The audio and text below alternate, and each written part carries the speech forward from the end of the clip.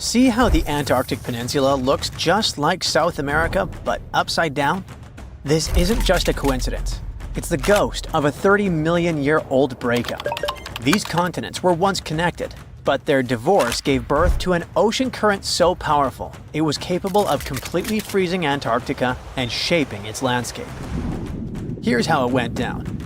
Tectonic plates pulled a sneaky move and cracked open a ridiculously narrow passage in the ocean, about only 500 miles wide, forcing 4.5 trillion cubic feet of water to flow inside this geological straw. This was the birth of an ocean current stronger than the Amazon River.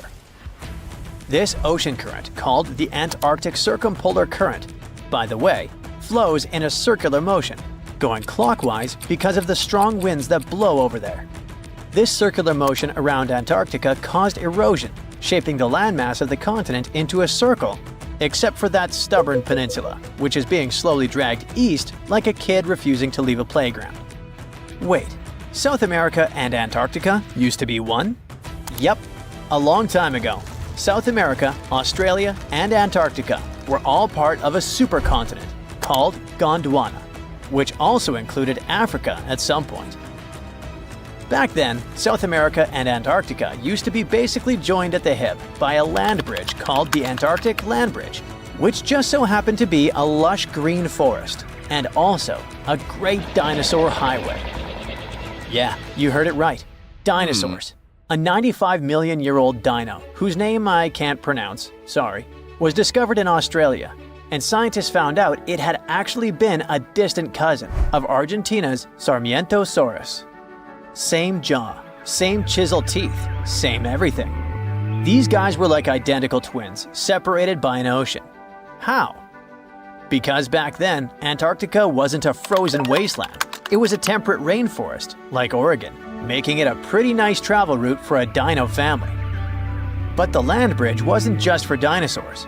About 40 million years ago, the ancestors of Australia's marsupials waddled to the land down under all the way from South America, taking the Antarctica route, another proof that these continents used to be connected. Things remained somewhat peaceful for the dinos and the marsupials until Earth's ground started moving. This is what a German scientist called the continental drift theory, back in 1912. Our German friend here basically looked at the coast of South America and went, "Hey, this looks like it could fit into the coast of Africa." Like a scientific Sherlock Holmes, he noticed what others had overlooked for centuries. The continents were clearly pieces of a larger puzzle. And he was right. Here's the deal. Planet Earth is made of many layers of rocks and metals, like a cosmic onion. The outermost layer, the lithosphere, is divided into pretty solid tectonic plates that move atop a layer of softer, somewhat molten rocks, like slippery ice. This is why the plates move. In fact, they've been rearranging Earth's face for billions of years, with supercontinents forming and breaking apart in cycles, like a slow-motion game of bumper cars. This movement might be pretty slow since most tectonic plates only move 0 to 3.9 inches every year, except for the Nazca plate, racing ahead at 7.8 inches, about as fast as your hair grows. But don't let their snail's pace fool you. These shifting slabs are the ultimate planet shapers. Their slow dance gives us everything from earthquakes that build mountains, like the Himalayas, to rifts that birth oceans, like the Atlantic. All because the oceanic crust is dense and sinks like a stone, while continental crust floats like a cork. It's this density difference that explains why continents exist at all. Without it, Earth would be completely covered by shallow seas. This slow-motion planetary renovation project is exactly what tore South America and Antarctica apart 30 million years ago. The plates under these continents started to drift apart in a process called crustal extension. It's like the lithosphere was pizza dough being slowly stretched until it thins and splits. As the crust stretched, it became thinner and weaker, eventually cracking like the surface of a drying lake bed. This whole thing gave birth to a new tectonic plate, the Scotia Plate, that emerged between South America and Antarctica, like a geological divorce lawyer. For a while, parts of this plate stayed above water as the last gasp of the Antarctic land bridge. It was Earth's version of that one thread still connecting your hoodie after the zipper breaks. These final connections might have persisted as chains of islands, but just like that fraying hoodie, the connection couldn't last forever. Eventually, this small but mighty plate became the final nail in the coffin of the land bridge connecting the two continents. Just like all the tectonic plates, this one was also on the move. As it expanded eastward, it opened a new passage of water called the Drake Passage, slowly covering the Antarctic land bridge with ocean water. The process was like pulling open elevator doors. At first, just a crack, then wider and wider until the connection was completely broken. This geographical divorce had chilling consequences. The new Drake Passage allowed the Antarctic circumpolar current to form, creating an endless loop of cold water that isolated Antarctica, shaped its land, and even cooled the entire planet. This current acts like a wall around Antarctica, blocking warm water and invasive species while regulating global climate. Eventually, Antarctica turned into an icebox that is 98% covered in ice sheets, and that holds about 61% of Earth's fresh water. Nowadays, this continent holds the title of the windiest, driest, and iciest place on Earth. It's a frozen desert where temperatures plunge below -128.6 degrees Fahrenheit, cold enough to freeze your breath mid-air.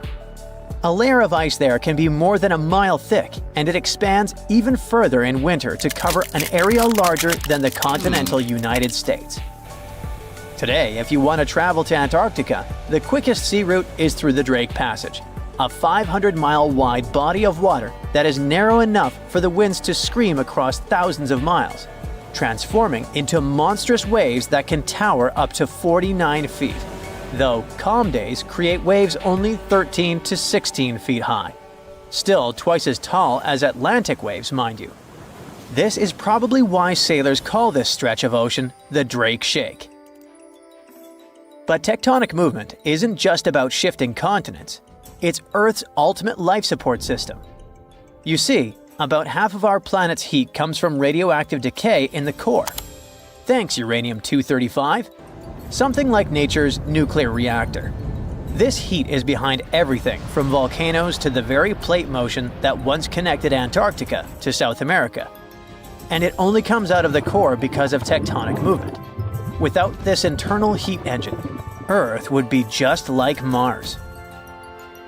When the plates move and release heat, they also release CO2 gases into the atmosphere, regulating the temperature of our planet. And when the plates move underwater, they take a lot of this CO2 back to Earth's interior, recycling all this gas.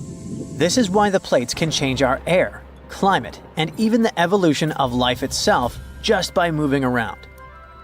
But billions of years ago, these plates were not moving around. Back then, it was like Earth was wearing a solid ceramic shell with many cracks.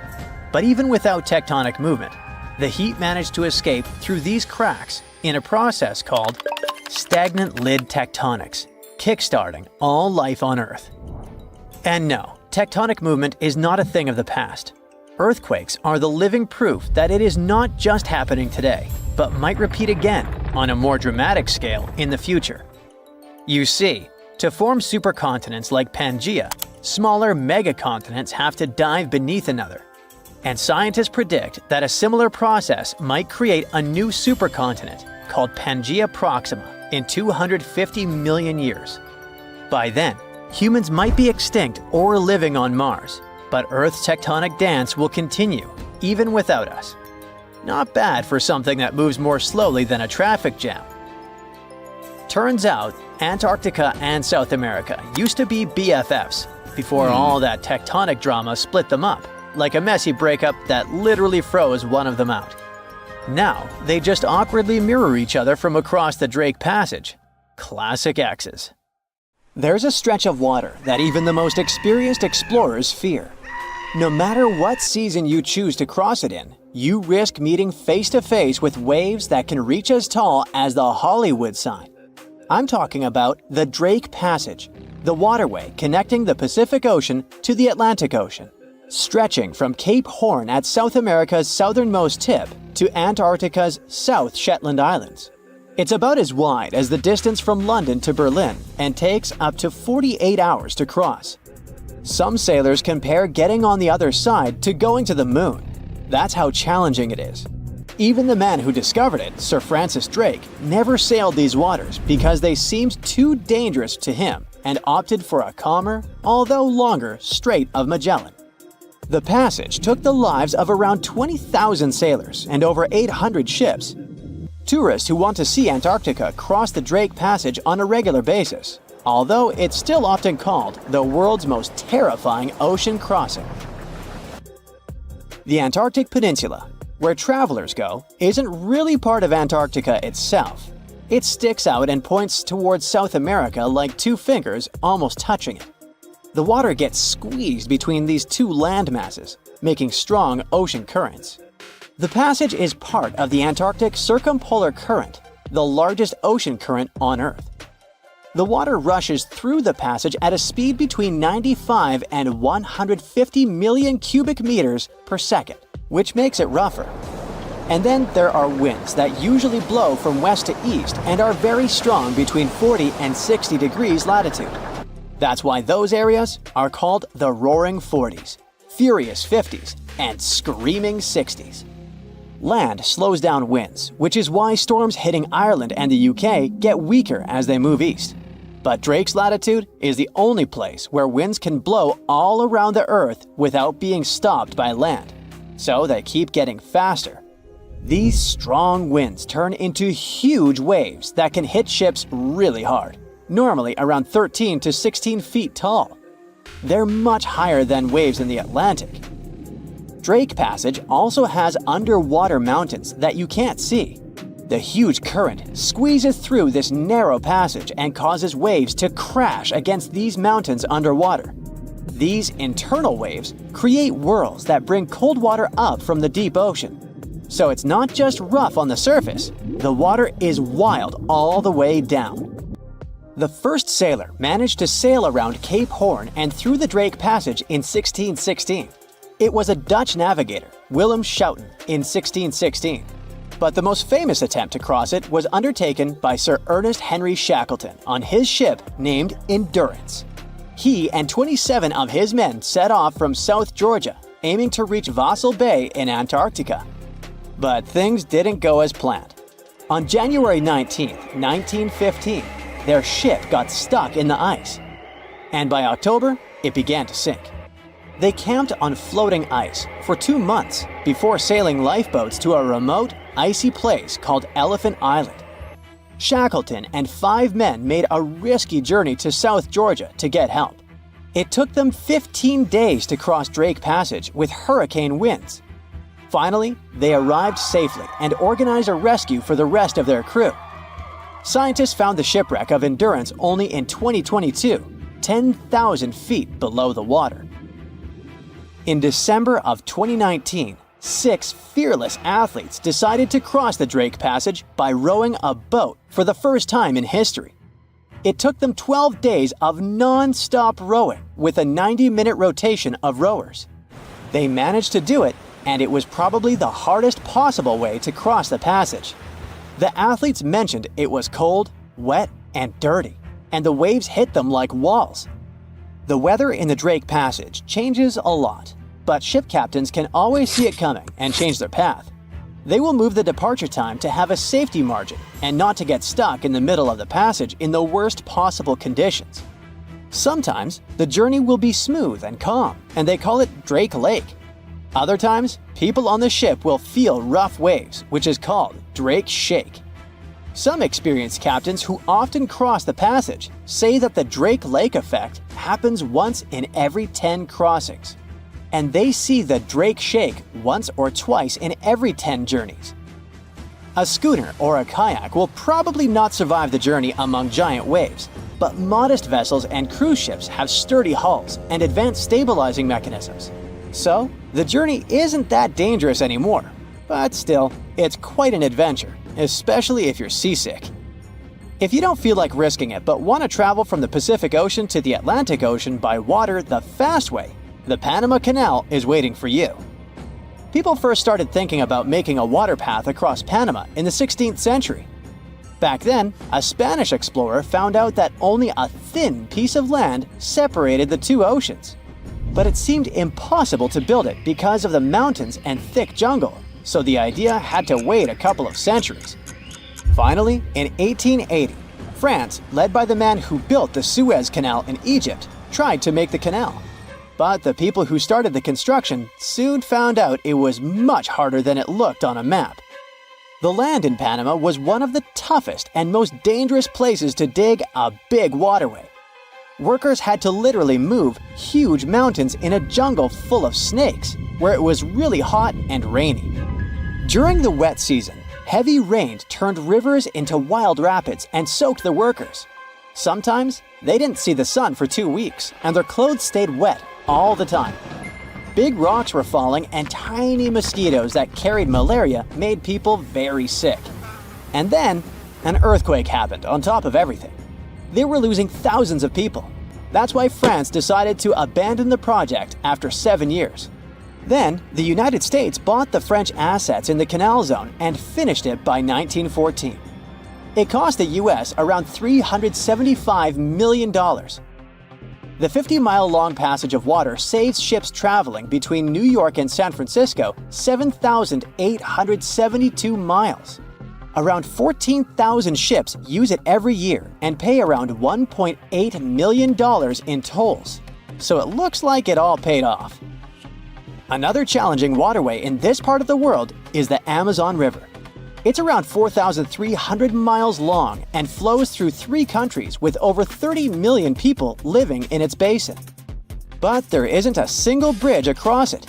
The river has many marshes and soft soils, so engineers would need to build very long bridges and very deep foundations, which costs a lot of money. Building bridges over deep water is tough, but in other places in the world, engineers can use things like floating platforms to help. The river's path and water levels change a lot during the year. During the dry season from June to November, the river is usually 2 to 6 miles wide. But in the wet season from December to April, the river can become as wide as 30 miles. And the water level can rise by 50 feet. That's why they can't build floating bridges or pontoons. The riverbanks are made of soft dirt that moves and erodes with the seasons, and it makes things even harder. It would have to be an absolutely unique project to overcome all these challenges. Luckily, there's no pressing need for a bridge across the Amazon right now. The river mostly goes through areas that are sparsely populated, so there aren't so many major roads to be connected by bridges. That's it for today. So hey, if you pacified your curiosity, then give the video a like